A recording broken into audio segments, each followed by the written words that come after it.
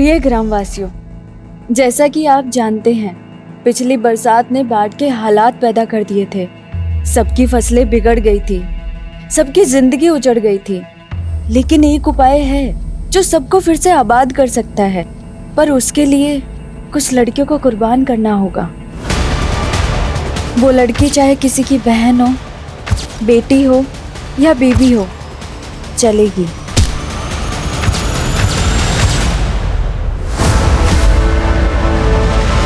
Post master सामूहिक चिट्ठी।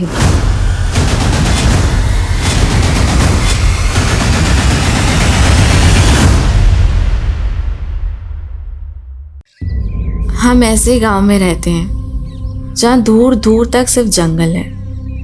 लगता था जैसे पूरे देश से कटे कटे कहीं वीरानी में रहते हैं। हमने तो सोच लिया था पंख लगा के कहीं फुर हो जाएंगे, लेकिन एक गलत फैसले ने हमको आसमान से सीधा धरती पे ही गिरा दिया। चांदी सा बदन मिट्टी में मिला लियो तुम। हमको छोड़ के बहुत बड़ी गलती की हो तुम रेणुका। गलती तो तोरे पे भरोसा करके की हमने। तुम्हारे अंग अंग पे हम अपनी छाप छोड़े हैं। हमसे बड़ा ना कोई आशिक हुआ है, ना ही कोई बड़ा जालिम। छोड़ो मैं। हमारी झूठन है तू। ये तू जाके दिखा अपने पति को। तेजाब है ये, पूरे साथ साथ तोरे पति को भी जला देगा।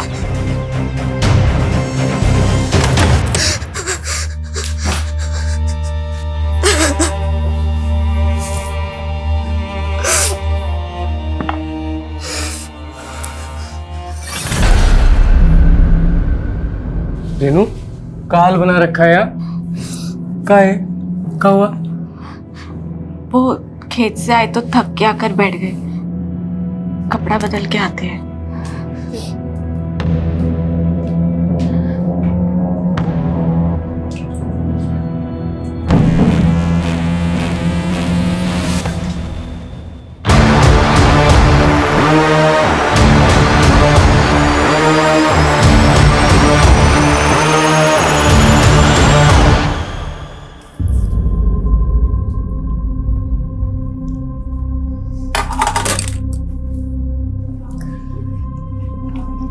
भाई वाह, कितना स्वादिष्ट खाना बनाई हो। ऐसा लग रहा है कि मसाले के साथ प्रेम का छौंका लगा दिया। खुल के मुस्कुरा भी नहीं रही हो। कोई बात है का? बोलो ना। राशन खत्म हो गया है। राशन? हाँ, और बनिया इस बार उधार नहीं देगा, बकाया है उसका। तुम इतना भी नहीं समझते का? मोहनवा मिला था ना, अब उसका नाम जुबान से निकल नहीं रहा है। वो हम आपको परेशान नहीं करना चाहते थे। परेशानी पहले कोनो कम है का? ऊपर से राशन, जेब में कौड़ी नहीं है। खाने पे काहे गुस्सा रहे हैं? तो किस पे गुस्सा है? अब नहीं जाता खाना वाना हमसे। परेशान मत हो दीदी, इस बार बारिश की वजह से जो फसल बिगड़ी है उसी से हताश है भैया, और कुछ नहीं। हताश तो हम भी गए हैं जीवन से मीनू। कभी कभी मन करता है कि जहर खा के हम खुद ही मर जाएं। दीदी ऐसा मत बोलो, सब ठीक हो जाएगा। अच्छा, राशन खत्म हो गया ना, हम तुम्हारे जेठ जी से कह के मंगवा देंगे। नहीं नहीं मीनू, हम कुछ कर लेंगे। अरे माना कि हम उम्र में छोटे हैं, लेकिन रिश्ते में तो हम बड़े हुए, तो अब एक जेठानी अपनी देवरानी का ख्याल भी ना रखे।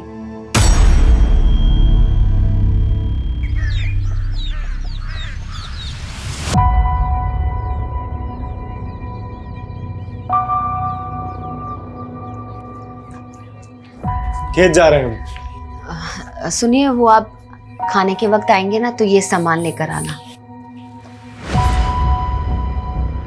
अरे ये तो हम परसों ही लेकर आए थे। वो रेणुका दीदी को इसकी जरूरत थी, और आप अपने छोटे भाई की हालत तो जानते हैं। रेनू, मैं ये नहीं ला सकता हूँ। अरे अगर ये हम रेणुका के लिए लेकर आए ना तो अजय बुरा मान जाएगा, और वैसे भी तुम तो जानती हो हमें और रेणुका को लेकर पहले से ही अजय के मन में क्या चल रहा होता है। अरे कमलेश भैया, वो चौपाल पे पूरा गांव वालों को बुलाए मुखिया जी। का है? वो पूरा गांव वालों के नाम कोनो सामूहिक चिट्ठी आया है। सामूहिक चिट्ठी?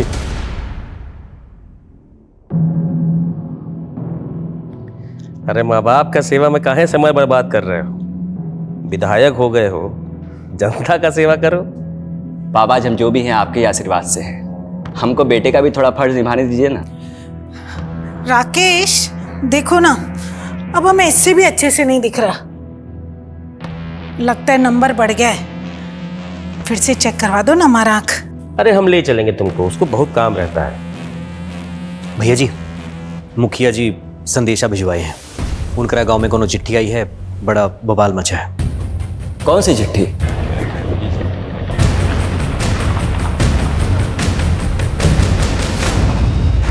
कहोगे मुखिया जी, क्या है उस चिट्ठी में? चिट्ठी तो पोस्ट मास्टर कालू मिश्रा के नाम लिखी है और उसके नीचे लिखा है सामूहिक चिट्ठी। प्रिय ग्रामवासियों, जैसा कि आप जानते हैं, पिछली बरसात में बाढ़ की स्थिति पैदा हो गई थी। सबकी फसल बिगड़ गई और सबकी जिंदगी उजड़ गई। लेकिन एक उपाय है जिससे फिर से सबकी जिंदगी आबाद हो सकती है, पर उसके लिए आपको कुछ लड़कियों को कुर्बान करना पड़ेगा। ये क्या बात हो गई? हाँ? क्या बोले जा रहे? रुक जाइए, पहले इन्हें पढ़ने दीजिए। कल रात 12 बजे पहली लड़की को गांव की सीमा समाप्ति बोर्ड के पास छोड़ जाइए। फिर देखना अगले दिन से गांव के हालात बदलना शुरू हो जाएंगे। इसके लिए आप हर हफ्ते एक लड़की का इंतजाम कर दीजिए और बचा लीजिए गांव को, गांव का मसीहा। अरे कौन कर रहा है ऐसी मांग हमारी बहन बेटी के बारे में? अरे ये वही बाबा होगा जो बलि देना चाहता अरे था। जो भी है छोड़ेंगे नहीं उसे।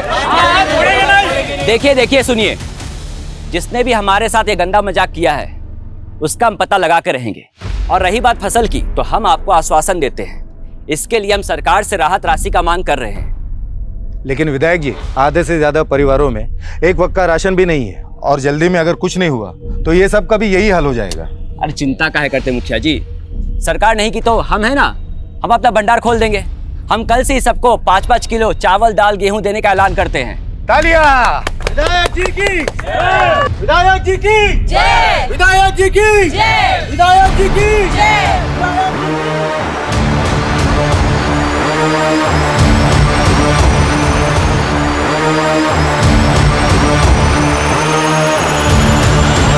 ये विधायक जी थोड़ा बहुत मदद कर भी दिए ना तो इस समस्या का समाधान नहीं होने वाला।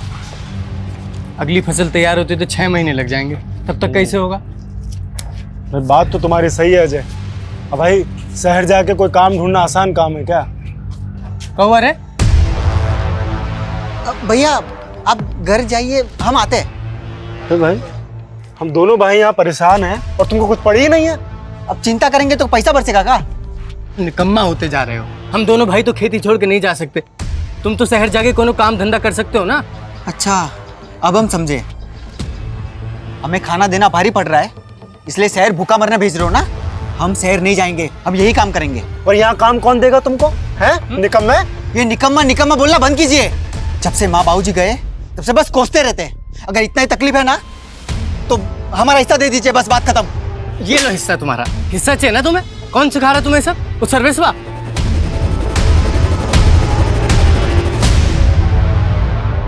ये तुम्हारा विधायक भाई तो हाथ ही नहीं आ रहा है। क्या बोले थे तुम हमको? तुम्हारा भाई हमारे नए प्लांट के लिए हमें जमीन दिलवाएगा। कब दिलवाएगा? गांव वालों का मसीहा बन रहा है राकेश, इसलिए आपको जमीन नहीं दिलवा रहा। लेकिन आप चिंता मत करिए, हम है ना, आपको ये जमीन भी दिलवाएंगे और आपका प्लांट भी वहीं लगवाएंगे।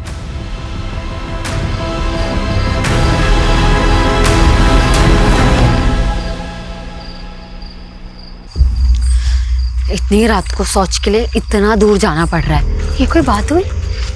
आहिस्ता बोल, जल्दी कर, मुझे तो बहुत डर लग रहा है।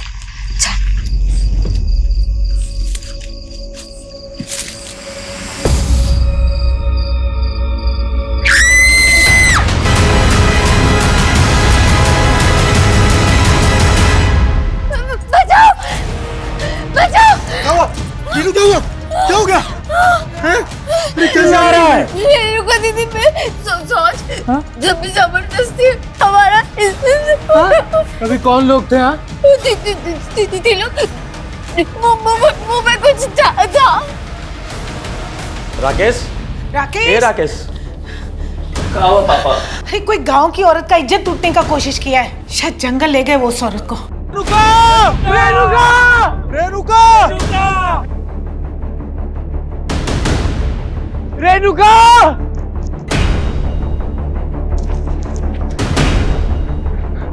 क्या हो गया? विधायक जी, हमारी बीवी और भाभी सोच के लिए आए थे। बीवी को भाभी बताए 3 लोग मुंह ढक के आए, हमारी बीवी को उठा के ले गए। हमें कुछ समझ नहीं आ रहा, पता नहीं हमारी बीवी के साथ क्या करेंगे। विधायक जी, बचा लीजिए हमारी बीवी को। जिसने भी सब किया है उसको छोड़ेंगे नहीं, पर पहले अभी तुम्हारे बीवी को ढूंढना जरूरी है। चलो चलिए सब लोग, चलिए।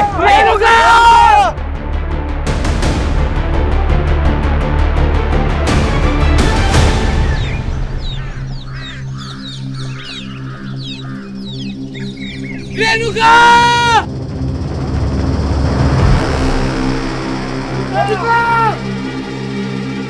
विधायक जी, वो रेणुका वहां पे। चल चल चल चलो चलो आओ।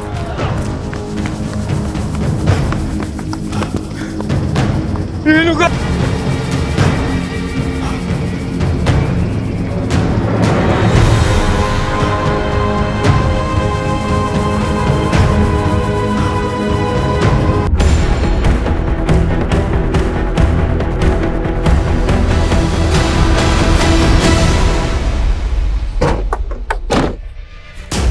चलिए पीछे हटिए, पीछे हटिए, पीछे हो जाइए। आप लोग पीछे आइए।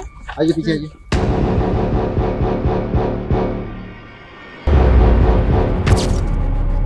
देख के लग रहा है कि रेड भी हुआ और इसकी जेठानी रात को शौच के लिए आ गए।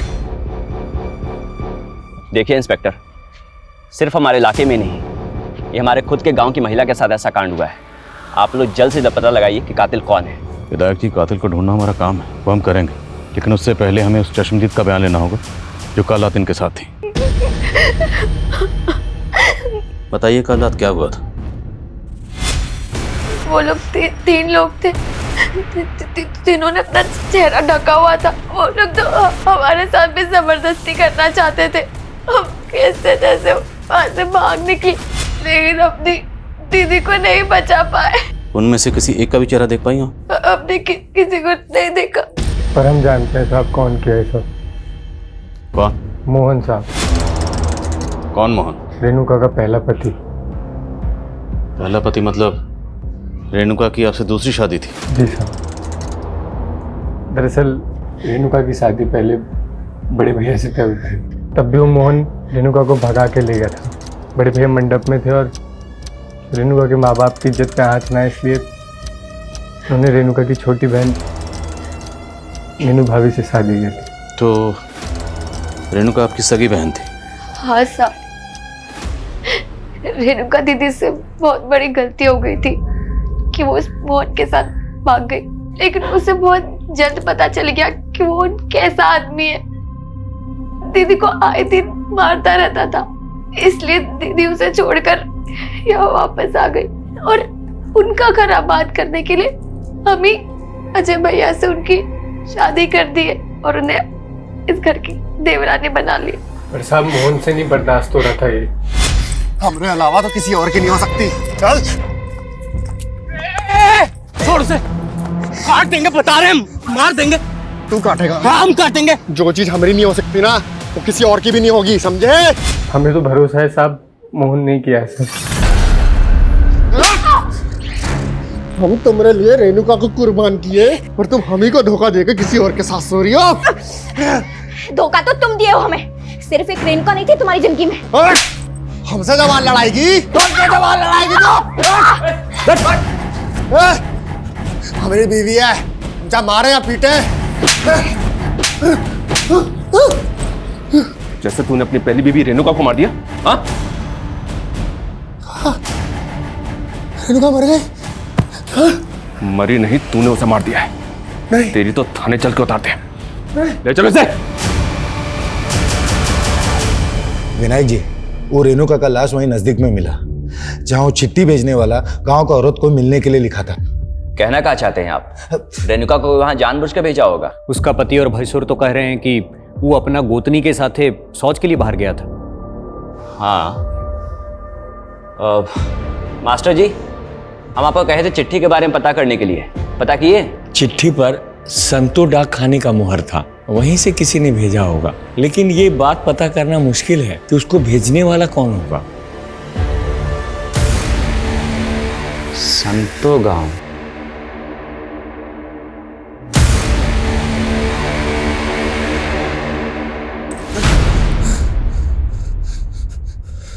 रेणुका पे हमरा हक था तो कैसे अजय के साथ बर्दाश्त कर लेते हम।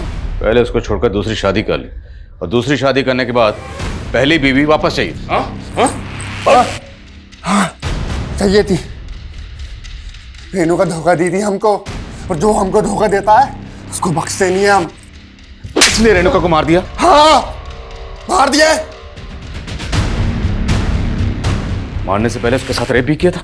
हाँ किया होंगे शायद, हम बहुत ना सहमत है। अब ये बताओ तेरे साथ दो लोग और कौन थे? कौन दो लोग? वही दो लोग जिनके साथ मिलकर तूने रेणुका का रेप और मर्डर किया। अरे हम खुद थे अकेले।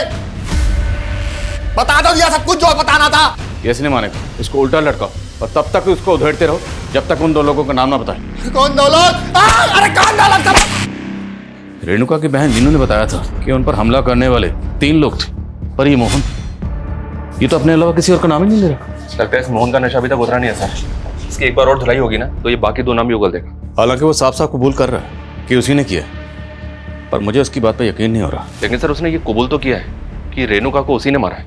हाँ, लेकिन अगर कोर्ट में जाके मुकर गया तो उसका बयान गवाहों के बयान से मैच नहीं हुआ तो कोर्ट में उसे पेश करने से पहले हमारे पास कंक्लूसिव एविडेंस का होना जरूरी है। सर रेणुका की प्रिलिमिनरी पोस्टमार्टम रिपोर्ट के हिसाब से ये तो क्लियर कि उसका रेप हुआ है, लेकिन उसकी बॉडी पे कहीं भी नहीं मिले। हो सकता है कि रेपिस्ट ने कॉन्डोम यूज किया। अगर ये कांड वाकई मोहन ने किया है तो बाकी 2 लोग कौन थे जिन्हें ये बचाने की कोशिश कर रहे? सर गांव वालों से एक अजीब सी बात पता चली है। रेणुका की हत्या के कुछ दिन पहले गांव में एक चिट्ठी आई थी और सर वो चिट्ठी गांव के सभी लोगों के लिए थी। कैसी चिट्ठी?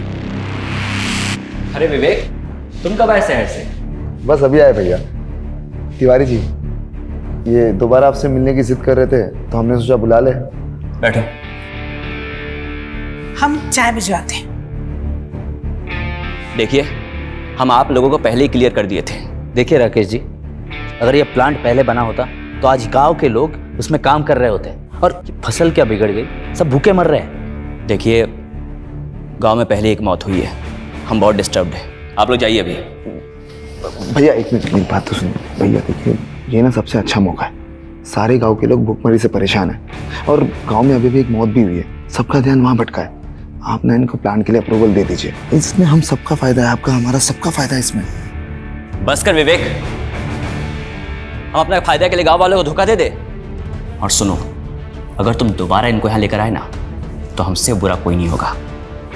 जाओ चुपचाप चाय पिलाओ और निकालो यहाँ से।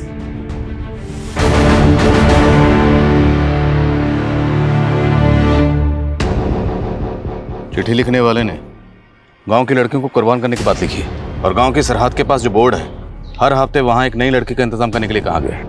और चिट्ठी लिखने वाला खुद को गांव का मसीहा बता रहा। जहाँ रेणुका की लाश मिली वहाँ से सीमा समाप्ति का बोर्ड ज़्यादा दूर नहीं है और लड़की को वहीं छोड़ के जाने की बात लिखी है। लेकिन साहब, हम सभी गांव वाले इस वाहियात शर्त के खिलाफ थे।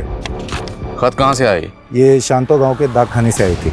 पता लगाने की कोशिश की पर पता नहीं चला वहाँ से किसने भेजा था। लेकिन कोई तो है जिसकी हमारे गांव की औरतों पे बुरी नजर है। हमको तो ये वही बाबा लग रहा है जिसने सबके सामने एक गंदा मांग किया था। कौन बाबा? कैसी मांग? साहब, फसल खराब होने की वजह से गांव वाले भूखे मर रहे थे, तब ये बाबा यहाँ आया था। बड़ी चमत्कारी बातें कर रहा था। बाबा जी, आप कहाँ से आ रहे हैं? आपके लिए भोजन पानी का प्रबंध करें? बच्चा, यहाँ तो भूखमरी फैली हुई, इतने लोग भूखे पेट सो रहे हैं। हम यहाँ भोजन नहीं करेंगे, हमसे ये पीड़ा देखी नहीं जा रही। बाबा जी, इस पीड़ा का कोई उपाय है? क्यों नहीं, इसलिए तो यहाँ आए। कैसा उपाय बाबा जी? पूजा करना होगा और इस पूजा में एक इंसान की बलि देनी होगी। जानते भी हैं आप लोग, बलि देना कानूनन जुर्म है और आप लोग चिंता काहे कर रहे हैं? इस समस्या का समाधान हम मिलकर निकाल लेंगे। और रही बात गांव की, तो हम गांव के लिए ज़्यादा से ज़्यादा चंदा इकट्ठा करेंगे। बस आप लोग इस अंधविश्वास में मत पड़िए। विधायक जी सही बोले थे, इसीलिए हम सब उस बाबा की बातों में नहीं आए। एक बाबा गांव में आया और वो बलि देने की बात कर रहा था। आप दोनों जिम्मेदार ओहदों पर हैं, सरपंच, विधायक। आपको पुलिस को इतला करनी चाहिए थी। कौन था वो बाबा? कहाँ से आया था? मालूम नहीं साहब। आपने उसकी शक्ल तो देखी होगी, चेहरा याद होगा उसका? जी साहब, याद है। स्केच बनवा सकते हैं? बिल्कुल। सर इस बाबा की तलाश तो करते हैं, पर मुझे ऐसा लग रहा है कि उस खत को रेणुका के मर्डर से जोड़ के देखना ठीक नहीं है। मोहन तो पहले कबूल कर चुका है। अगर ये मोहन ने किया है तो बाकी 2 लोगों का नाम क्यों नहीं बता? क्योंकि मीनू कह रही थी कि वो 3 लोग थे, तो बाकी 2 लोग कौन थे? मीनू, हम मोहन के लिए ना कमलेश जी जैसे इंसान को धोखा दिए थे, और तुम बोल रही हो कि हम उसके छोटे भाई के साथ शादी कर लें। दीदी हमें तुम्हारी चिंता है। अब तो हमारे माँ बाप जी भी नहीं रहे, और तुम ऐसे अकेले रहोगी तो वो मोहन तुम्हारा जीना मुश्किल कर देगा। और कमलेश जी को भी हमने मना लिया है, वो जानते हैं कि वो मोहन ही गलत था। वो लोग तो तुम्हें एक दूसरा मौका देना चाहते हैं।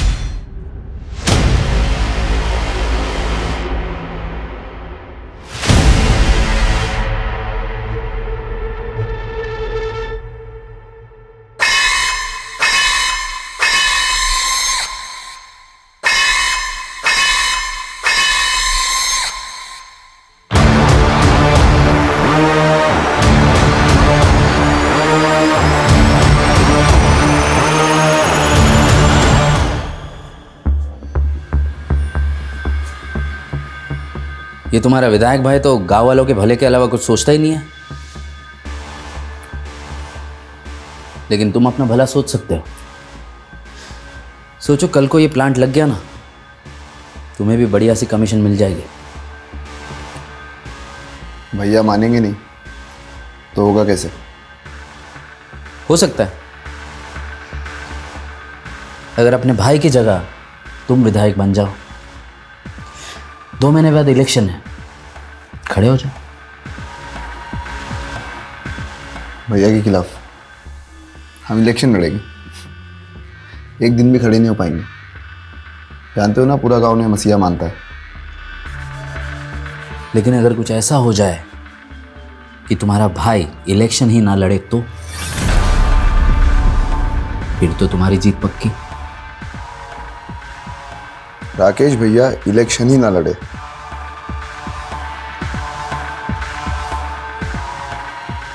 ऐसा तो सिर्फ एक ही सूरत में हो सकता है।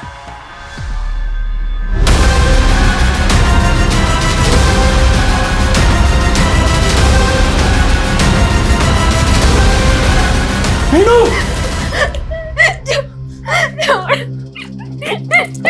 क्या कर रही हो ये?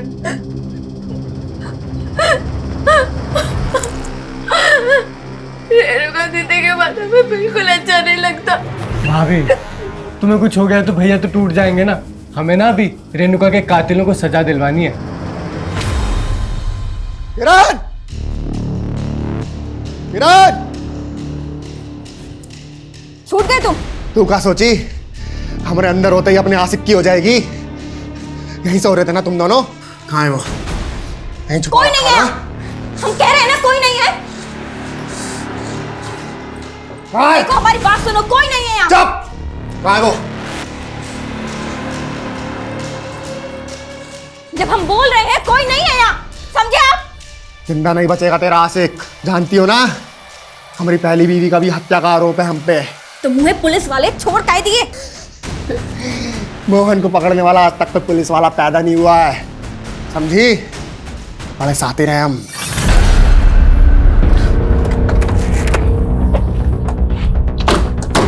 मुझे इसी बात का डर था कि कहीं कोर्ट में जाके मोहन अपने बयान से मुकर ना जाए। वही हुआ ना, मुकर गया ना।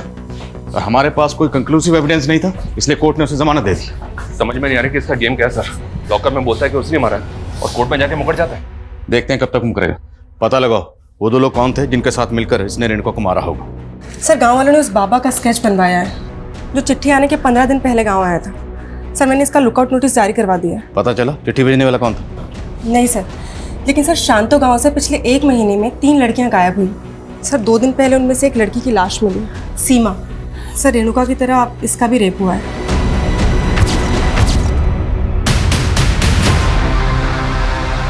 केस का स्टेटस क्या है? सर, केस तो अभी तक अनसॉल्व है, लेकिन सर इस गांव का मुखिया है भीमा। वहाँ की पुलिस को इस पर शक था। सर इन तीनों लड़कियों के घर वालों ने इससे ब्याज पे पैसे लिए थे और इसकी इन तीनों लड़कियों पे बुरी नज़र थी, लेकिन सर पुलिस को इसके खिलाफ कुछ भी नहीं मिला। क्या इन तीनों लड़कियों के केस का रेणुका के केस से कोई ताल्लुक हो सकता है? सबसे चौंकाने वाली है वो चिट्ठी जिसमें हर हफ्ते एक लड़की की मांग की गई। जरा पता करो इन दोनों गांवों में ऐसा क्या कॉमन है जिसका हमारे केस से ताल्लुक है। बोलो।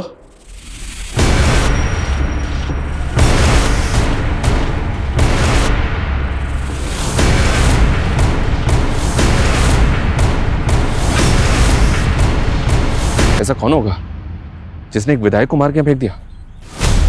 शायद मारकर फेंका नहीं गया, यही मारा गया। कौन मारा है हमारे विधायक जी को? हाँ बताइए, कौन मारा है? किसने मारा है? छोड़ेंगे नहीं, नहीं छोड़ेंगे। देखिए बात सुनिए, चुप हो जाइए, चुप हो जाइए आप। पुलिस अपनी कार्रवाई करेगी, भरोसा रखिए। लेकिन मैं आपसे अपील करता हूँ, आप में से कोई भी कोई ऐसा काम नहीं करेगा जिससे इलाके का अमन चैन बिगड़े। पुलिस को अपना काम करने दीजिए। विधायक जी की बॉडी को सबसे पहले किसने देखा? सुबह शौच के लिए आए थे, तभी देखा था हमने। साहब ये वही है जिसने रेणुका का मर्डर किया है। कौन? मोहन, जिस पे तुमने पहले भी शक जताया था। हाँ साहब, वही मोहन। लेकिन आप उसे छोड़ दिए थे। उसके बाद हम विधायक जी के पास गए तो उन्होंने हमें आश्वासन दिया था कि वो हमें इंसाफ दिलवा के रहेंगे। लेकिन अब देखिए उनके साथ क्या हो गया।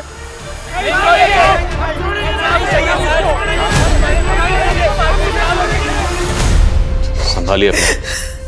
हम समझते हैं आप पे क्या गुजर रही है। विधायक जी की मौत से पूरे इलाके के लोग सख्ते में नहीं बल्कि सदमे में हैं। पर हमें विधायक जी की लाश बाहर जंगल में मिली। वो जंगल में क्यों गए थे? वहां कुछ काम था उन्हें? वो कल माधव के साथ शहर गए थे।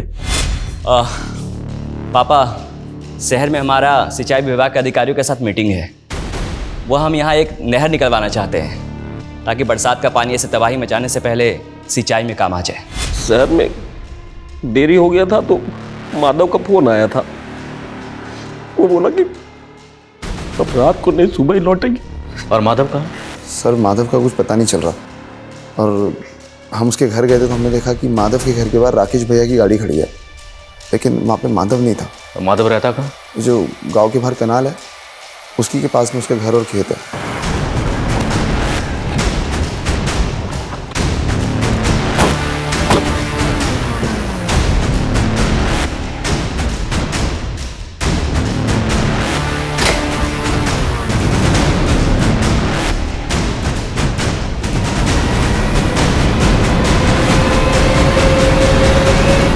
सर घर में कुछ भी सस्पिशियस तो नहीं मिला है, लेकिन विधायक जी की कार यहाँ पे खड़ी हुई है। इसका मतलब यह है कि विधायक जी रात में यहाँ जरूर आए होंगे। माधव विधायक राकेश का राइट हैंड है। अगर उसने ये किया है तो किस मकसद से? Excuse me. हाँ बोलो। ठीक है, हम आ रहे हैं। सर, राकेश की जिस जगह पे लाश मिली थी उस जगह के पास में ही माधव की बाइक मिली है।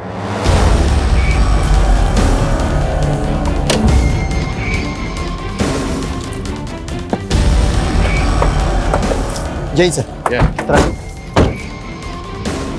सर ये रही बाइक, और सर बाइक पे चाबी भी लगी हुई है। तो क्या विधायक जी ने अपनी कार माधव के घर पे खड़ी की और माधव की बाइक से यहाँ पर आए, या फिर माधव ने यहाँ लेके आया? और शर्मा, सवाल ये है कि अगर माधव इस कांड में शामिल है तो अपनी बाइक यहाँ छोड़कर क्यों जाएगा? पूरा एरिया अच्छे से स्कैन करो।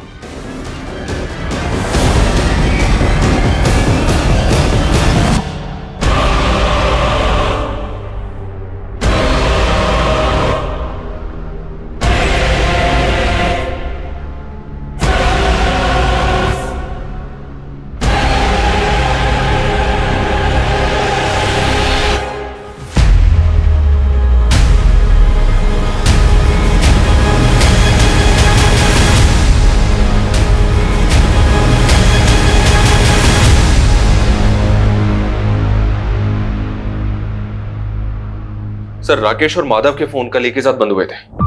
माधव को आखिरी कॉल गांव के एक पीसीओ से ही आया था। अब ये पता नहीं चल रहा है कि ये कॉल उसे किसने किया होगा। रेणुका के रेप और मर्डर के 5 दिन बाद विधायक राकेश का भी कत्ल हो गया। क्या ये दोनों केसेस आपस में कनेक्टेड है? इस मोहन की क्या खबर है? मोहन काफी चौकन्ना है सर, घर से बाहर ही नहीं निकल रहा है।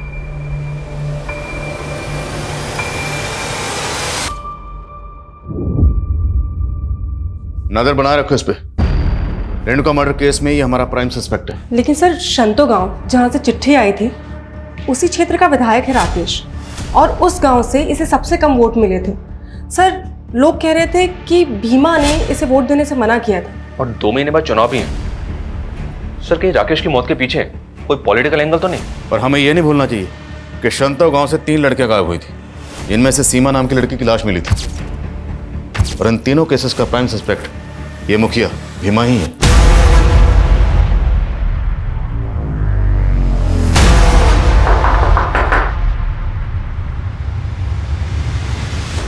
गजब बात कर रहे हो। उस सीमा को मारने में हमारा हाथ होता तो ऐसे घर पर बैठे होते हम। अब घर के अंदर और घर के बाहर क्या करते हैं, आपके चरित्र का पूरा विस्तार पूर्वक वर्णन है हमारे पास। और सिर्फ सीमा ही नहीं, आपके गांव की 2 लड़कियां और गायब हैं, और आप और आपका गुट। तो इसका क्या मतलब? उसका मर्डर का इल्जाम भी हमारे माथे मर दोगे? इल्जाम नहीं मरेंगे, अगर मर्डर किया है तो साबित करेंगे। फिलहाल आप ये बताइए कि आपके गांव से ये फतिंगा गांव चिट्ठी गई थी, उस चिट्ठी में आपका रोल और मकसद क्या है? ऐसा है इंस्पेक्टर साहब, हवा में बात मत कीजिए। किसी भी चिट्ठी से हमारा कोई लेना देना नहीं है। छोड़ो मुझे, छोड़ो, छोड़ो, छोड़ो, बचाओ, बचाओ, छोड़ो, छोड़ो, छोड़ो, क्या हो रहा है सब? पकड़!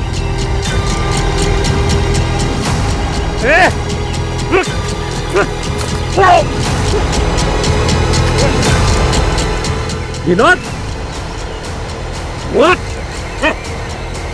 सर्वेश, लेके चल, लेके चल।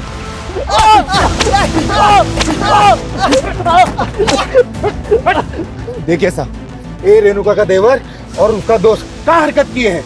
हमें तो लगता है विनोद ही अपनी भाभी के साथ रेप करके मर्डर किए हैं। आपको क्या लगता है उससे फर्क नहीं पड़ता? कानून को अपने हाथ में मत लीजिए। अरे आप क्या बोल रहे हो? हमने कुछ नहीं किया साहब, हम सच कह रहे हैं। भैया भैया प्लीज हमें बचा लीजिए, हमने कुछ नहीं किया सच में। शर्मा, खोलो इन्हें।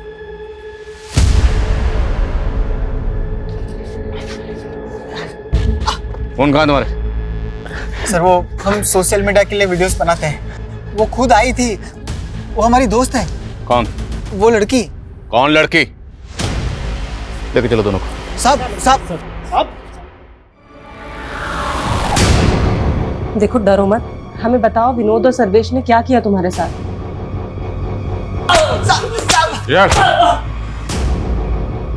हमने आपको कहा था ना, वो हमारी दोस्त थी। उस लड़की ने तुझे बचा लिया, और तुम दोनों के मोबाइल में ये तेरी भाभी रेणुका का वीडियो क्या कर रहा है? ये तो हमें विनोद ने दिया था।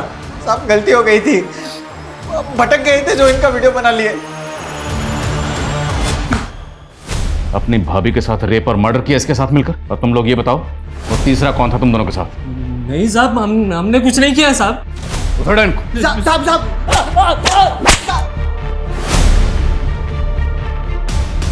अब गलती हो गई, उससे माफ कर दीजिए, छोड़ दीजिए साहब। उसके मोबाइल में हमें रेणुका का वीडियो मिला, न्यूड वीडियो। और सिर्फ रेणुका का नहीं, उसने आपकी बीवी मीनू का भी नहाते हुए वीडियो रिकॉर्ड किया।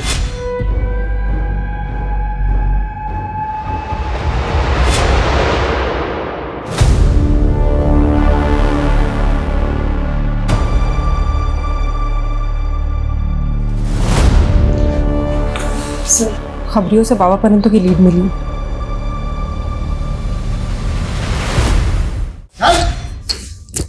अरे साहब, हम सन्यासी आदमी, हम क्या रेप करेंगे? गली की तो बात कर रहा था ना तुम, और वो चिट्ठी भेज के औरत की मांग भी कर रहा था। कौन सी चिट्ठी साहब? हम कुछ नहीं किए। तो होने वाले नेताजी, अब तो आपके रास्ते का कांटा भी हट गया। अब तो राकेश दुबे की हत्या की हमदर्दी भी जनता से मिल जाएगी। सर, ना तो विनोद और सर्वेश ये मान रहे हैं कि इन्होंने ही रेणुका का मर्डर किया है, और ना ही वो बाबा कुछ को बोल रहा है।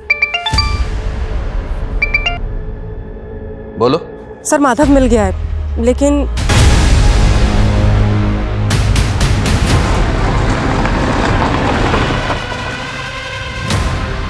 वहां से ये जगह 1000 मीटर की दूरी पे। और सर, रात को बारिश होने की वजह से यहाँ गड्ढे में पानी भर गया था, इसलिए पता चला कि यहाँ गड्ढा खोदा हुआ है। मतलब उस रात सिर्फ विधायक राकेश ही नहीं, माधव का भी कत्ल हुआ, इसलिए खोदा गया ताकि माधव की लाश को यहाँ छुपाया जाए, हमारा शक किसी पे जाए। सब कुछ सोच समझ के प्लानिंग के साथ किया गया। सर, इस गड्ढे में माधव के साथ साथ ये राकेश जी का भी फोन मिला है। इस फोन का डाटा रिकवर करो, शायद ये कत्ल रेणुका के कत्ल और मर्डर की आड़ में किया गया, ताकि हमें ये लगे कि दोनों मर्डर्स आपस में कनेक्टेड हैं। अब हमें रेणुका के कातिल के साथ साथ विधायक राकेश और माधव के कातिल को भी ढूंढना होगा।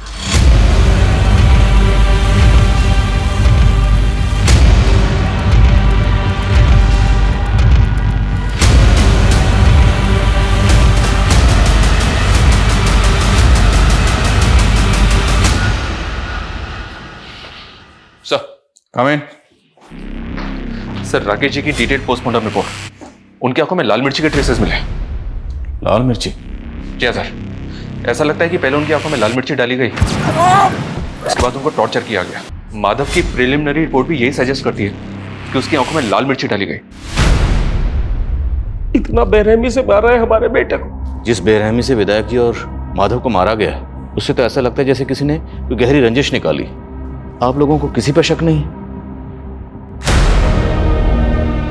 विधायक राकेश के पेरेंट्स को भी इस बात का कोई अंदाजा नहीं है कि उनको सर हमने राकेश और माधव दोनों के फ़ोन का डेटा चेक किया सर। उसमें 2 दर्जन से ज़्यादा लड़कियों के न्यूड वीडियोस हैं और सर उन वीडियोस में इन लड़कियों के साथ कोई ज़बरदस्ती कर रहा है।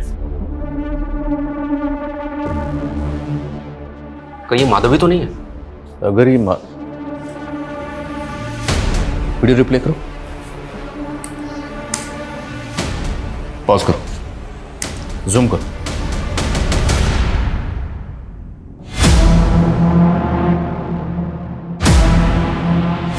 माधव का घर, मतलब ये सारे कांड माधव के घर में हो रहे थे। शर्मा, माधव के घर को एक बार अच्छे से स्कैन करो और पता लगाओ वीडियो में जो बाकी लड़कियां हैं वो कौन है। सर ये लड़कियां फतिंगवा गांव की लग रही हैं, क्योंकि सर इसमें से एक वीडियो मीनू का भी है।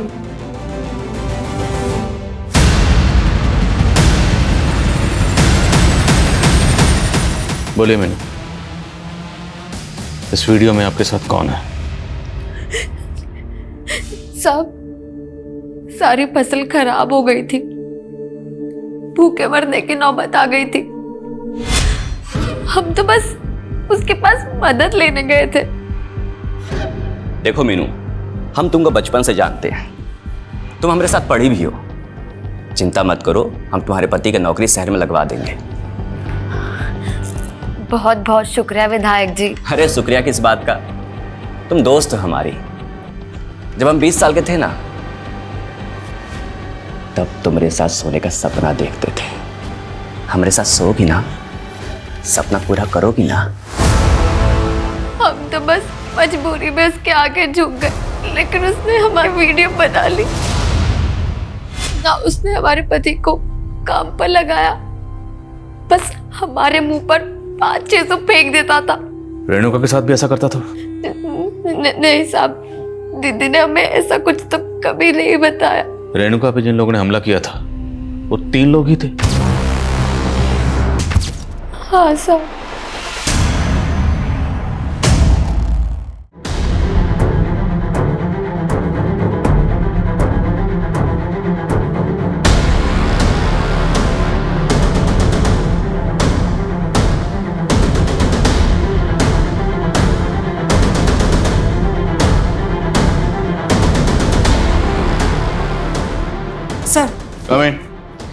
सर हमने माधव के फ़ोन का डिलीटेड डेटा रिट्रीव किया है, उसमें रेणुका का कोई वीडियो नहीं, लेकिन सर उसमें सीमा नाम की एक लड़की का वीडियो। सर ये वही लड़की है जिसकी लाश हम संतो गांव में मिली थी।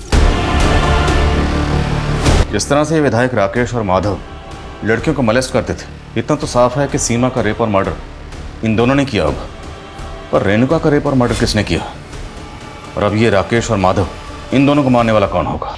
सर, फॉरेंसिक को माधव के घर में ब्लड ट्रेसेस मिले जो मिटा दिए गए थे, और ये ब्लड ट्रेसेस रेणुका के ब्लड से मैच कर रहे हैं। तो मतलब रेणुका का मर्डर माधव के घर में ही हुआ होगा। और मीनू ने तो हमें कुछ और ही कहा था। मीनू तुम अकेली लड़की नहीं थी जिसको राकेश ने मोलेस्ट किया था। इस गांव की 1 दर्जन से ज्यादा औरतों को उसने मोलेस्ट किया, और हमने उन सबसे बात की।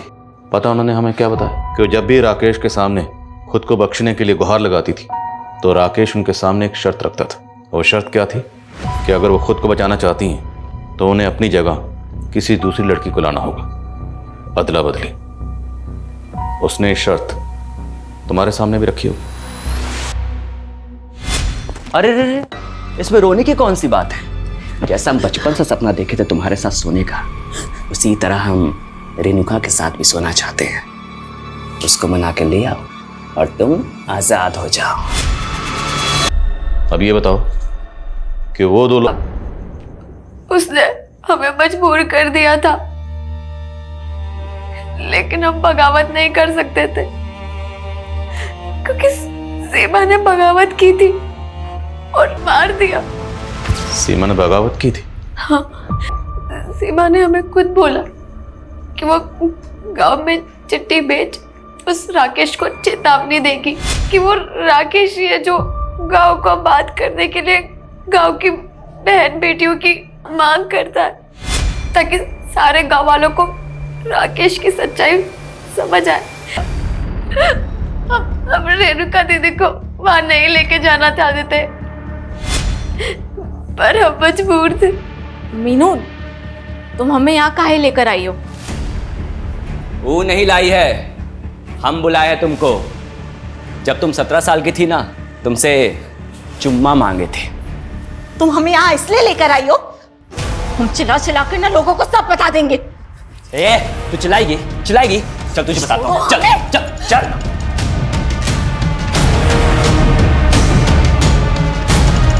हमारे सामने हमारे रेणुका दीदी को मार दिया।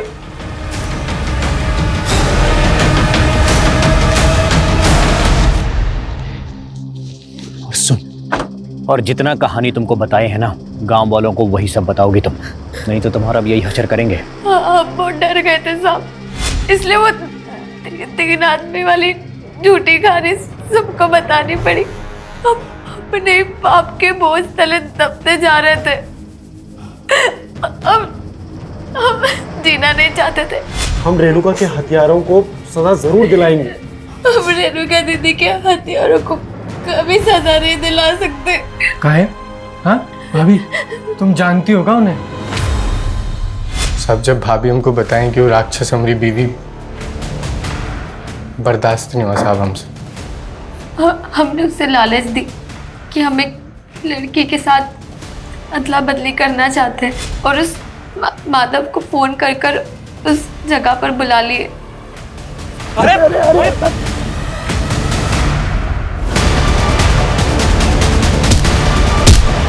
ताकि आपका शक उसी पे जाए। ने जो भी किया अपने घर की औरतों की इज्जत के लिए किया।